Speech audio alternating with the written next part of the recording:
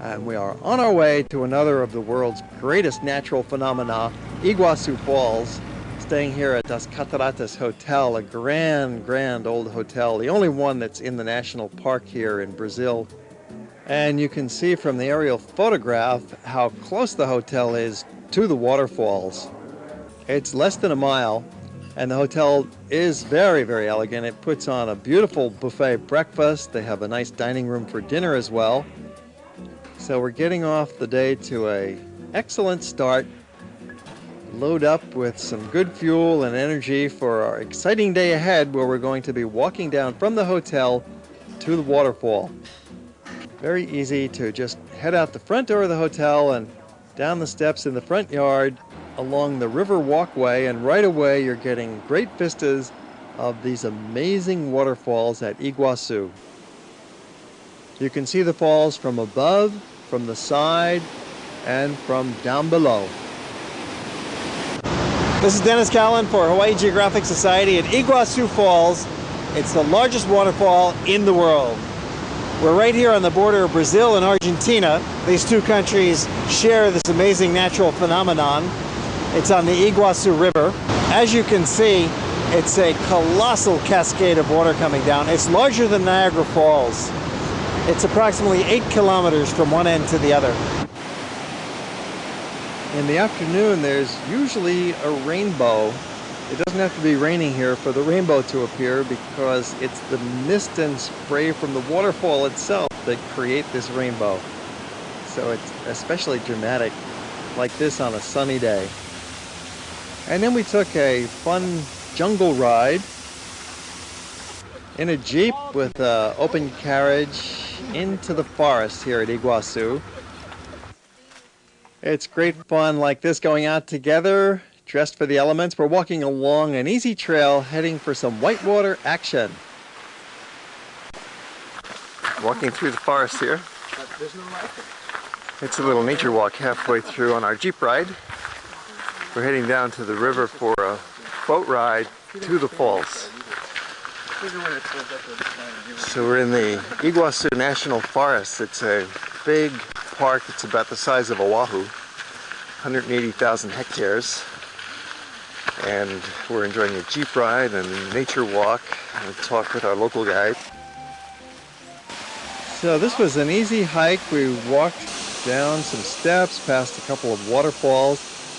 Very scenic, good chance to take some pictures.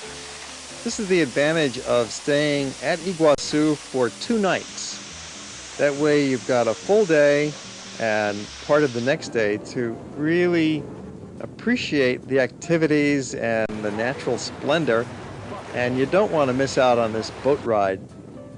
This is one of the fun experiences that you can enjoy at Iguassu. We get a little wet, but we didn't get drenched, just some spray and a little mist from the waterfall, but it was a great photo opportunity and perfectly safe, of course. Seems real thrilling, which it was, but these river pilots know what they're doing, so they're not gonna get you in any trouble whatsoever. It's breathtaking though, catching all this fresh air and a little bit of water in your face and getting up close to these waterfalls. Kind of like at Niagara Falls, the Maid of the Mist boat ride, except this is just on a little Zodiac boat. So you're much closer to the elements here.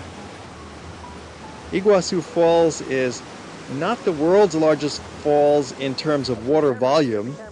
There's a few that are larger than Iguassu with water volume, but in terms of overall size, height, and width, it's the biggest. And it's got more fun attractions, such as this curious looking animal. Have you ever seen a little beastie like this? This guy is called a coati. Coati. They're natives of the Brazilian rainforest, South American animals. There are some odd looking critters down here. He's a native of the raccoon, as you might guess. And from the souvenir kiosk, here too, there's another spectacular view of the falls. You can see it from the side here. There's an elevator that'll take you right to the top for the upper level viewing platform. They even have a snack bar up there.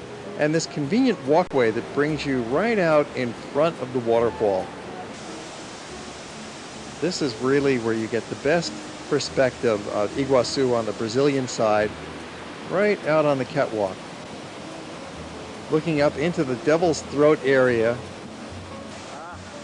Half of the waterfalls are in Argentina. We're standing in Brazil, and a little bit later in the program we'll take you across the border and show you some of the angles from the Argentine side as well.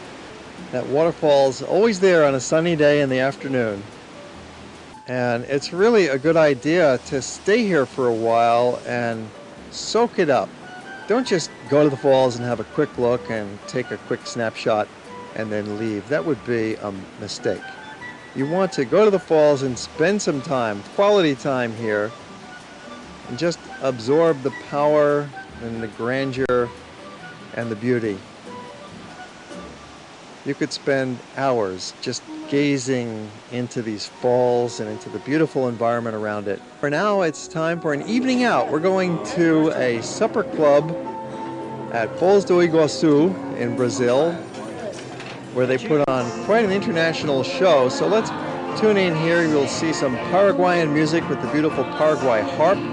There'll be Mexican music. It's an all Latin American show, tango and Brazilian samba.